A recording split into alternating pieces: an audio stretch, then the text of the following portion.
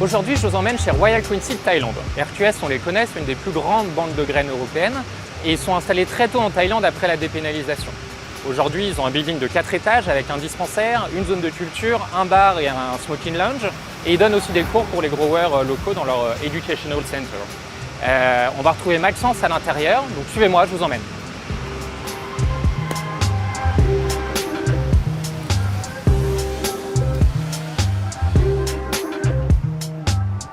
Salut Maxence, on te retrouve ici dans le dispensaire de Royal Queen Seed Thaïlande. Mais en fait, il y a beaucoup d'autres choses dans ce bâtiment, dont les zones de culture et le smoking lounge. On va aller voir ça après. Est-ce que tu peux, avant ça, nous expliquer ce que tu fais ici et pourquoi on te retrouve chez RQS Thaïlande? Alors, chez RQS, aujourd'hui, j'ai le rôle d'expert en cultivation et d'expert en growing. Et ici, c'est un projet aussi de culture. Et on est ici pour montrer un petit peu ce que RQS sait faire. Ils n'ont jamais de coffee shop. Donc aujourd'hui, c'était le moment un peu de lâcher la bête et de montrer ce qu'avait RQS dans l'idée et dans la pratique. Donc aussi bien en termes de fleurs qu'en termes de produits, vendre toujours les mêmes graines. Et on a voulu, avec nos équipes ici, faire un projet qui était vraiment différent en fait. Donc le but, c'était de construire quelque chose qui change de l'ordinaire. Et j'ai designé tout le bâtiment pour faire quelque chose qui était transparent, qui était unique en son genre. Et c'était vraiment un projet qu'on a commencé à partir de rien. Combien de temps que vous êtes là? Alors moi, la première fois que je suis venu en Thaïlande, c'était en décembre 2022. Okay. Donc juste un peu plus d'un an. Et donc il faut savoir qu'on a tout détruit, on a tout construit, on a tout mis en place.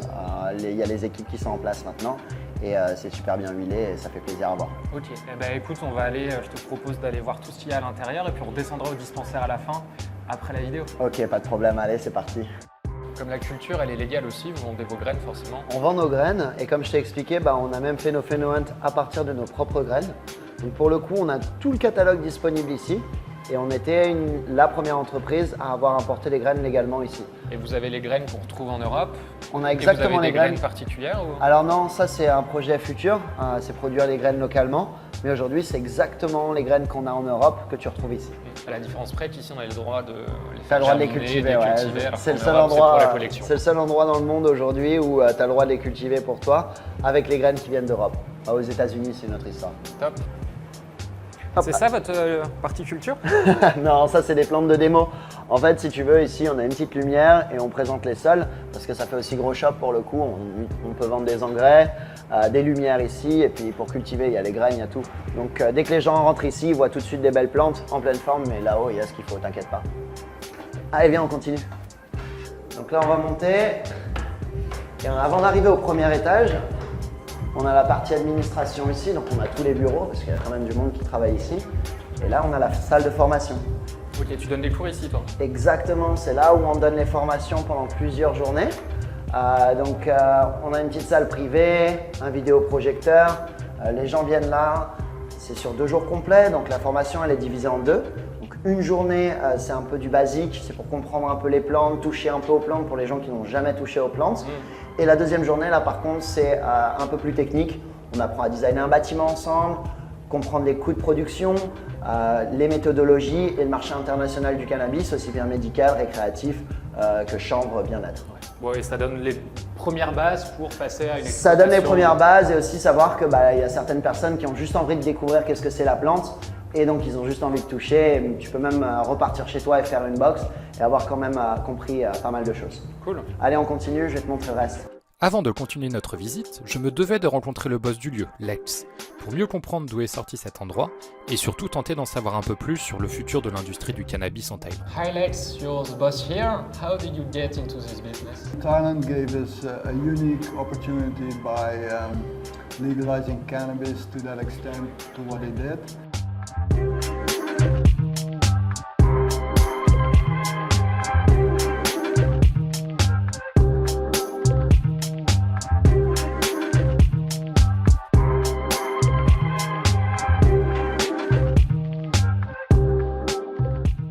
And we took that opportunity to showcase Royal Queen seeds in a vertical way. You know, in our building we show everything from seed to flower. We have educational programs, we share knowledge, we educate people, and we are completely transparent. We want people to see how you can grow cannabis and get the maximum result out of your plant. The Thai government is actually thinking at regulating all the ecosystem, this business. How do you think it will work? It's still a draft, so there's still a lot of discussion going on. I think I welcome regulation because what I see going on here, sometimes it scares me because a lot of people have no idea what they're doing. I think what the government should focus on is safety. Safety for the general public, like certification of growers, dispensary owners, and train people, educate people. Like saying recreational, we cannot do that anymore. We only go medical, now define recreational. And why put it back into criminality? It's not solving any problems. Après cet échange instructif, retour aux plantes.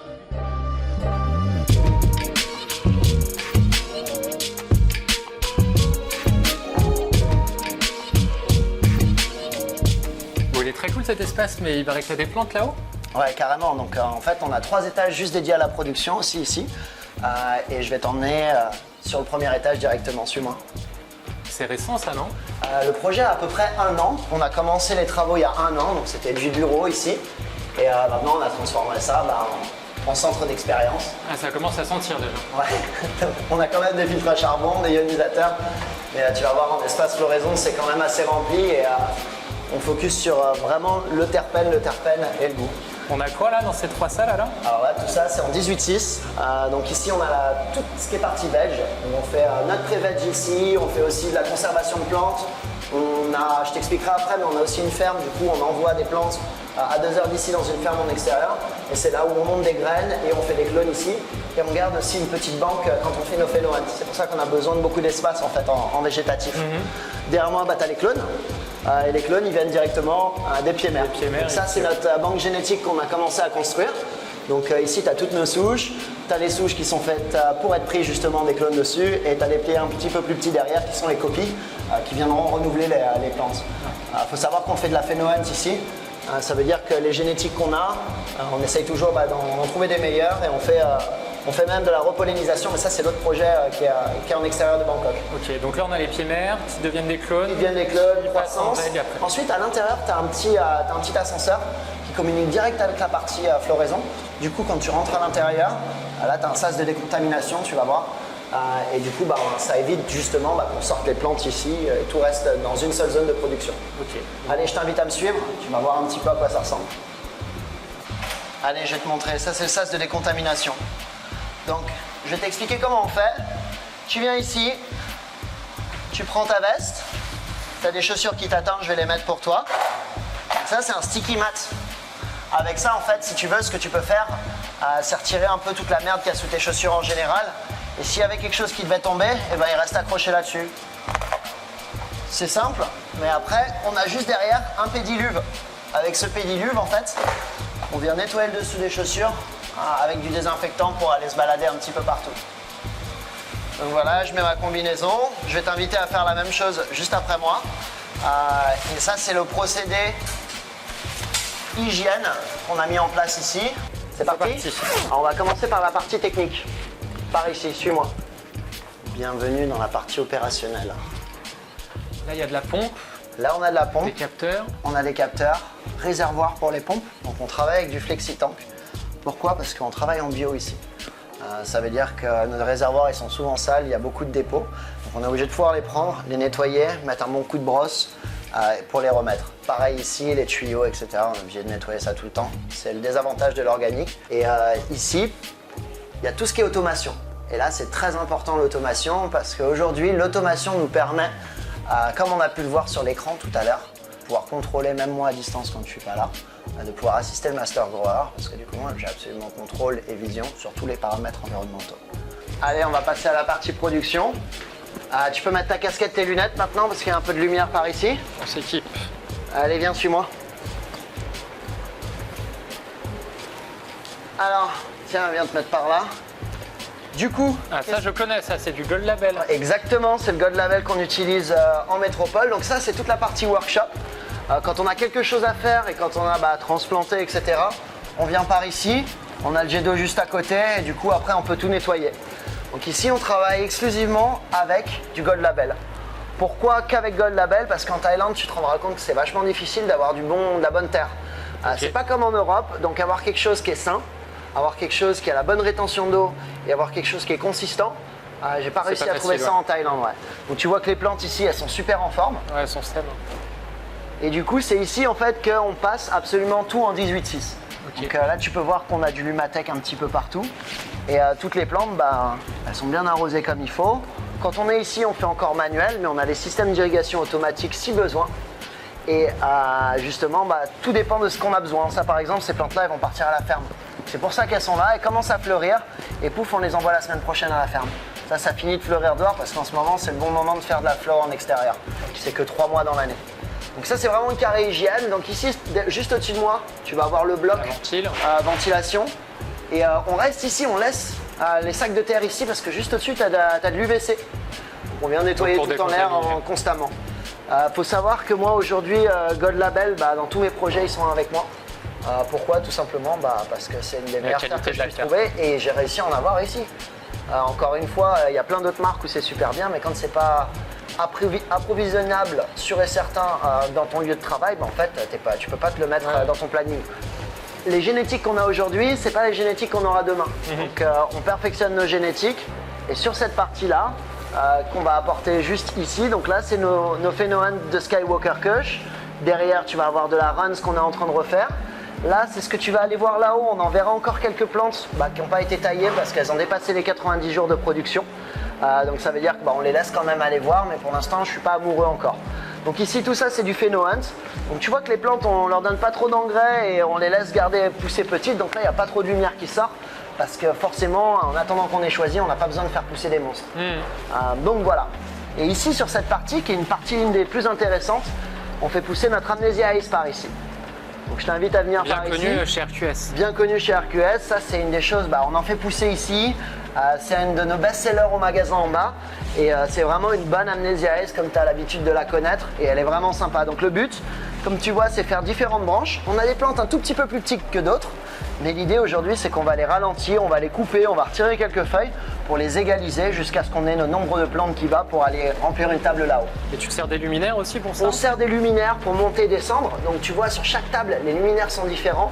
Mais en fait, c'est justement, chaque chose a une raison en fait. Ouais, parce que là, tu as les petits Lumatec. Là, on a les petits Lumatec qu'on peut monter et descendre indépendamment. Donc ça veut dire que mes zones, je peux les faire bouger un petit peu. Et les grandes, c'est quand on a à balayer une zone complète avec plusieurs plantes en dessous. Donc c'est ce qui nous permet vraiment, en plus, on a les boîtiers de contrôle juste derrière. Et ça nous permet de régler chaque zone, de faire vraiment ce qu'on veut. Et encore une fois de plus, d'être super flexible. C'est ici où on vient faire nos clones. Donc on en a en aéro, on en fait aussi dans les pods. Donc le but ici, c'est on fait beaucoup de clones, on fait aussi de l'expérimentation, on en produit toujours beaucoup plus. L'étape aujourd'hui, alors ça c'est pas le but de comment on fait parce que pareil, on va le faire demain en classe, donc on a tout ça qui est prêt demain et là on a les restants de clones qui n'ont pas passé le test. Ils sont encore là et route au cas où qu'on a besoin de quelque chose, au cas où qu'on a besoin d'une plante, on les garde toujours de côté. Toujours avoir des plantes en rab dans la production, ça c'est très important.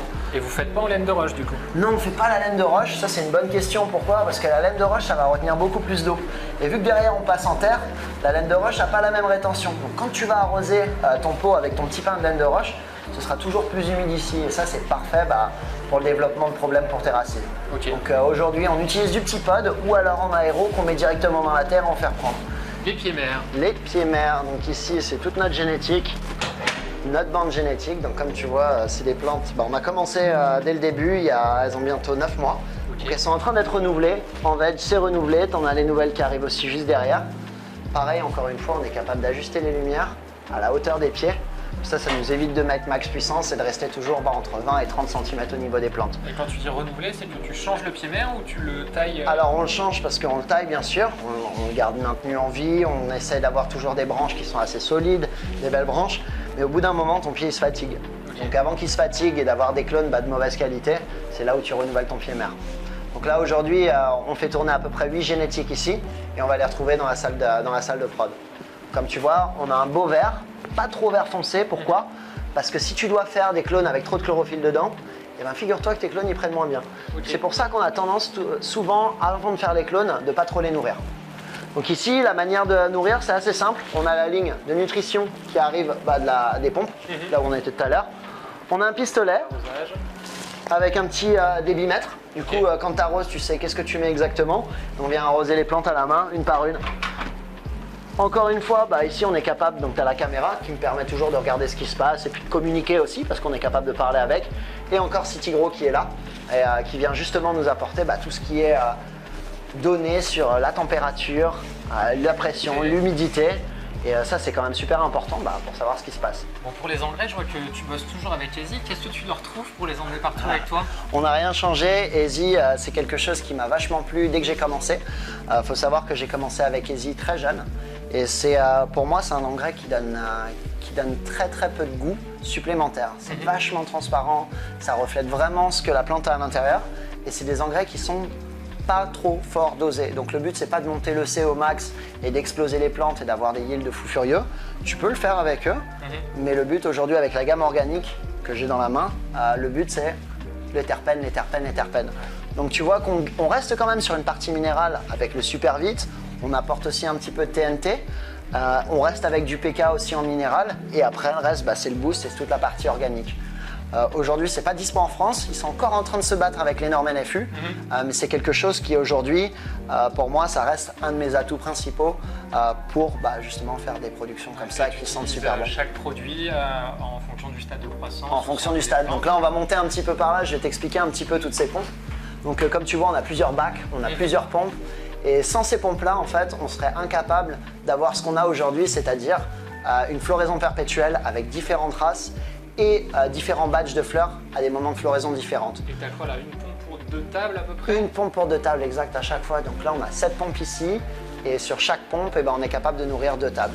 C'est pour ça que tu vois que les tables sont souvent arrangées par 2 et c'est dans cet ordre là qu'on est capable justement de donner exactement ce qu'on veut aux plantes.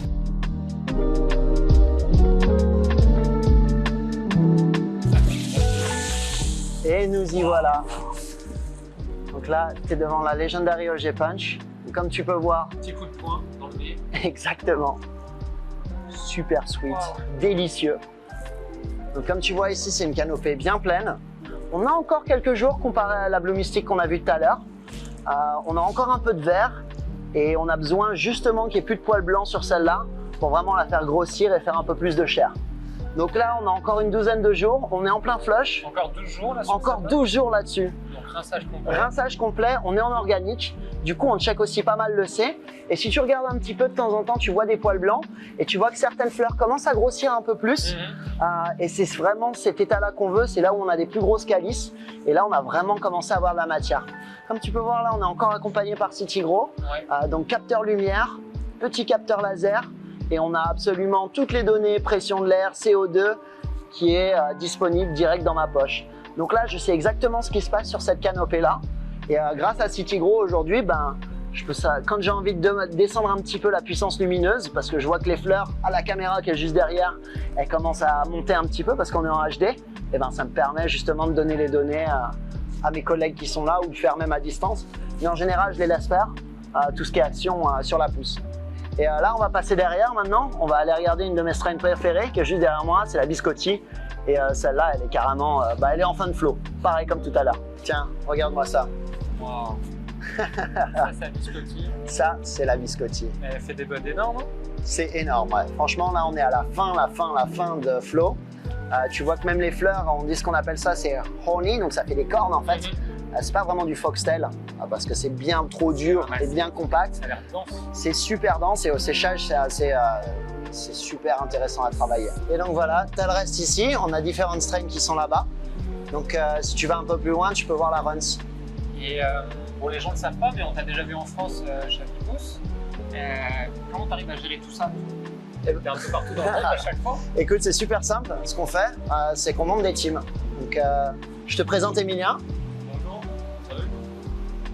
Emilien, bonjour, notre master grower. Salut Emilien. Donc Emilien, il travaille ici depuis le début et depuis la conception. Du coup, c'est notre master grower. On a plusieurs opérateurs aussi qui sont là.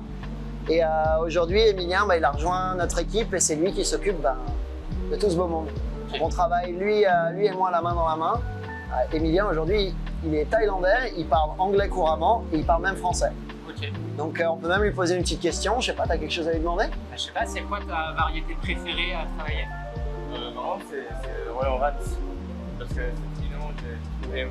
Toi-même? Ouais, elle est bon. Les vertes sont magnifiques. Ouais. Incroyable. Ouais. Un vrai travail, donc comme il disait, c'est lui qui l'a trouvé. C'était sa Phénoène qui l'a fait tout seul. Donc celle-là, elle lui revient en direct. Moi, je l'appelle la M-Run. Et on l'a appelée la Royal Runs. Donc voilà, donc encore on fait du phénotypage. On essaye de trouver, comme on t'explique, hein, on a le clone des USA qui est dispo, mais si on fait quelque chose qui est un peu plus personnel, c'est là où ça devient intéressant. Est-ce que tu peux nous expliquer comment tu as conçu l'irrigation de vos plantes? Pour le coup, tu vois juste au-dessus de moi, il y a des irrigations. Pourquoi les lignes d'irrigation sont en hauteur? C'est pour que quand ça se vide, la gravité, elle fasse notre boulot. Ensuite, comme tu as pu voir tout à l'heure, il y avait un petit système Floraflex. Et ce système-là, il permet vraiment d'avoir une homogénéité sur ton arrosage. Donc, tu peux voir ce petit disque, il a une espèce de labyrinthe dessus, avec plein de petits trous. En dessous, tu as une éponge qui vient absorber et donner une humidification et un arrosage parfait sur le dessus de ta plante. C'est-à-dire que le but aujourd'hui d'ici, c'est de ne pas avoir trop de drains, d'arroser parfaitement et de contrôler ton irrigation. Parce qu'il y a une chose qui te pose des problèmes en production, c'est quand tes plantes ne reçoivent pas la même quantité d'eau. Donc si tu n'envoies pas la même quantité d'eau, déjà tu as un problème. Oui, souvent tu as des plantes qui boivent un peu plus d'eau. Tu te rappelles pourquoi on fait notre égalisation? C'est pour qu'on ait des plantes qui soient pareilles. Quand tu as des plantes qui sont beaucoup plus grosses, elles boivent beaucoup plus. C'est normal. Des plantes qui sont plus petites, elles boivent beaucoup moins. C'est pour ça qu'on les égalise. Et à la fin, on utilise même un système pour vraiment donner pareil à tout le monde. Et le Floraflex, ce qui est bien, c'est que tu peux venir te brancher directement sur les têtes et venir faire ton appoint avec un jet dessus. Donc de ce côté-là, comme je te disais, c'est la partie où on a fait la Phénohunt. Et là-dessus, on avait les 3 tables remplies, une 60aine de plantes. Et il nous reste une dizaine de plantes qui sont en fin de flot. Donc là, on est à plus de 100 jours, dis-toi. Donc là, on a même dépassé un petit peu les limites de la bonne production. Si on avait quelque chose qui était vraiment exceptionnel ici, tu sais quoi, j'aurais peut-être considéré. Je me serais peut-être dit, tu sais quoi, 100 jours. Mais en termes d'odeur, on a beaucoup plus fort là-haut et on a beaucoup plus intéressant. Donc aujourd'hui, ça, on les laisse. On va quand même essayer de les consommer. C'est déjà pas mal, hein? Franchement, c'est super bien. Donc là, on est sur de la Lemon Shining Silver Haze de chez nous. On le sent. On sent le lemon, tu sens l'amnésia, tu sens la haze et puis tu vois la taille des fleurs quand même. Je sais pas si tu arrives à voir. Si on voit, mais même celle-là, écoute, elle est énorme. Regarde, mets ta tête à côté. C'est quand même assez on énorme. dirait elles sont toutes fluffy, on dirait des peluches, t'as envie de leur faire des câlins, quoi. Exactement. Par contre, ça reste collant. Il y a quand même une super bonne odeur qui se dégage. On a des... que ça reste collant. Et là, pour le coup, on a vraiment quelque chose qui fait plaisir quand tu fais du Phénohunt. C'est quand même uniforme, mais tu as plusieurs expressions. Et c'est ce qui te permet à la fin vraiment de raffiner ce que tu cherches. Donc aujourd'hui... Il y a des formes de fleurs différentes, des couleurs, des tailles. Là, on voit celle-là, elle est énormément plastique, celle-là, on n'a pas du tout, par exemple. Exactement. Donc ça, aujourd'hui, quand tu trouves quelque chose qui te fait vraiment plaisir, on va la backcrosser, on va la selfer en fait, si tu veux. Donc on va sur le même pied sur lui-même. Et du coup, on va venir raffiner l'idée de ce qu'on avait en tête. Donc aujourd'hui, moi, ce que je cherche, c'est une structure sativa, des feuilles sativa. Je veux quelque chose qui fleurisse quand même autour des 100 jours. Je veux une vraie odeur de citron, une vraie odeur d'amnésia, une vraie odeur de haze. Un petit bac d'amnésia, pas une vraie odeur amnésia, un petit bac d'amnésia pour vraiment avoir ce que j'ai déjà découvert il y a 15 ans en fait.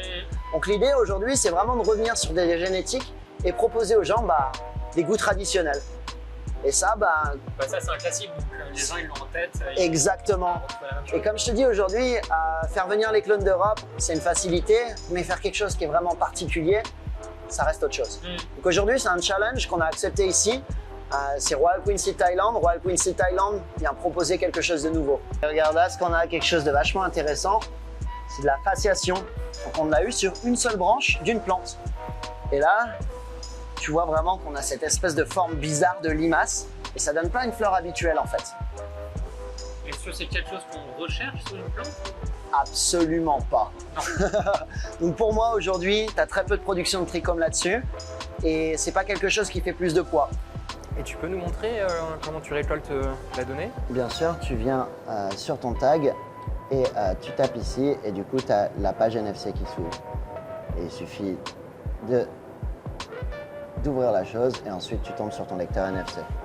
Excellent. Bon, tu vois, on a Emilien ici Il vient me donner le beau bébé. On va essayer de le dépâter déjà de là-dedans. Donc c'est pas toujours facile avec le filet comme tu peux voir.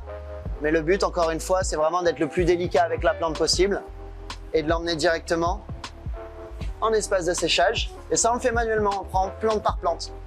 Et là, tu vois, on a le petit tag NFC qu'on a vu en bas tout à l'heure. Et ben, à chaque fois que les plantes maintenant elles sont coupées, elles viennent ici jusqu'avec leur tag NFC, jusque dans la boîte et la conservation. Du coup, maintenant, on peut faire le tracking 100% avec ces petits tags NFC. On est passé dans votre salle de post-production, c'est comme ça que tu l'appelles ici. C'est une salle où il fait relativement frais par rapport aux autres pièces. Est-ce que tu peux nous montrer ce que vous avez? Grosso modo, c'est là où vous stockez, c'est ça? Exactement, donc on trime ici. Comme tu as vu tout à l'heure, on était au séchage. Donc il y a quelques pièces et un couloir entre le séchage et ici. On arrive et c'est là qu'on vient trimer en fait. Donc tu as 2 postes ici pour venir trimer. Et juste derrière moi, ça c'est les stocks qui sont en train de curer de nos dernières récoltes. Et donc, je vais te montrer un peu ce qu'on a. Là, on a de la Royal Runs, on a de la Biscotti, on a de la Menza Haze. Et tu vas pouvoir directement voir le produit. Donc la Biscotti, on en a déjà fait un run ensemble. Alors par contre, je vais être obligé de les garder parce que tu n'as pas de gants. Mais voilà, je pense que tu peux voir un petit peu à quoi Juste ça comme ressemble. ça, on a l'odeur du Ouais, sachet qui l'odeur qui ressort directement. Donc les sac Boveda. Sac Boveda, une obligation conservation. à la conservation, puis le curing surtout en ce moment. Après, on met un petit peu moins d'air après. Une fois que c'est curé, la méthode veut qu'on mette un petit peu moins d'air dedans, justement pour arrêter le processus. Donc ici aussi, on a un petit peu de dry sieve, ça veut dire que quand on trim ici, il y a un petit peu de dry sieve qui tombe, et ça après, pareil, on va aller le traiter. Tu peux réutiliser ça. Exactement, ouais. On va utiliser tout ici, et derrière aussi, on va faire tout ce qui est extraction à l'eau, c'est-à-dire tous les haches, etc. Mais ça, c'est pas moi qui m'en occupe, c'est mon collègue Johan. Mais ici aussi, tu peux voir derrière moi qu'on a encore même les petits pop-corn. On essaie en fait de vraiment différencier nos produits et pour les avoir en fait à disposition, et surtout, on fait du B2B ici. Ça veut dire qu'on fournit aussi d'autres magasins. Et RQS a sorti des graines F1 en Europe il n'y a pas longtemps, que vous les utilisez aussi ici. Exactement, écoute, elles sont juste là, c'est les sacs d'Orion. Donc celle-là, pour le coup, c'est ce qu'on a fait pousser en premier. C'était le plus rapide. De l'automatique. C'est de l'automatique et la consistance, elle est folle. Donc aujourd'hui, je te laisse regarder ça. Je te laisse regarder la trichomisation, mais c'est vraiment intéressant. Pour de l'auto, c'est... Pour de l'auto, c'est fou, et comme tu peux voir aujourd'hui, on n'a que des sacs et c'est la même chose à l'intérieur. Il y en a, tout ça c'est de l'Orion, tout ça c'est de l'Orion, c'est super productif. On a fait autant qu'avec les clones dedans, tu vois. Donc c'est encore la même chose ici. Et puis c'est vraiment tricomé, ça colle au paquet. Donc aujourd'hui, les gens ils sont super contents, et je pense que c'est dans notre top 5 des ventes, l'Orion. Ok. Bon, après avoir vu toutes ces plantes, on finit par le dispensaire. Est-ce que tu peux nous montrer ce que le dispensaire a dans le ventre? Eh bien écoute, bien sûr, donc ici on a plus d'une quinzaine de strains, donc c'est que du RQS, c'est que de la génétique qui vient de chez nous. Là-haut, je pense que tu te rappelles de ce qu'on a vu, mais il y avait la Biscotti. Pour moi, ça c'est une de mes préférées. Elle est quand même super délicieuse et elle a vraiment ce petit goût gassy et sucré que j'ai choisi, vraiment spécial. Après, une de mes préférées, c'est la Wedding Crasher. Franchement, je trouve qu'elle a un goût, mais vraiment sucré. On a de la Purple Matic ici. Elle a poussé dans le magasin juste en bas, il y a 3 mois, tu vois. Et donc celle-là, elle est vraiment Purple de chez Purple. Elle est noire et elle sent la lavande, donc vraiment délicieux. Et pour finir aussi, on commence ici à faire du hash. Donc, can I have the box of hash, please? Et ça, les produits qu'on est en train de faire en ce moment ici, comme tu as vu après, c'est tous les hashes qu'on fait maison. Donc avec nos fleurs, avec les pop-corn, on fait même notre propre hash.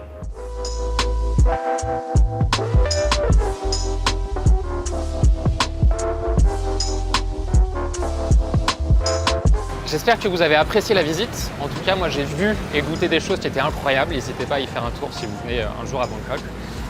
Et nous, on se retrouvera très bientôt et ailleurs. Ok, pas de problème. Allez, c'est parti. Ciao. Ciao. C'était nul le ciao.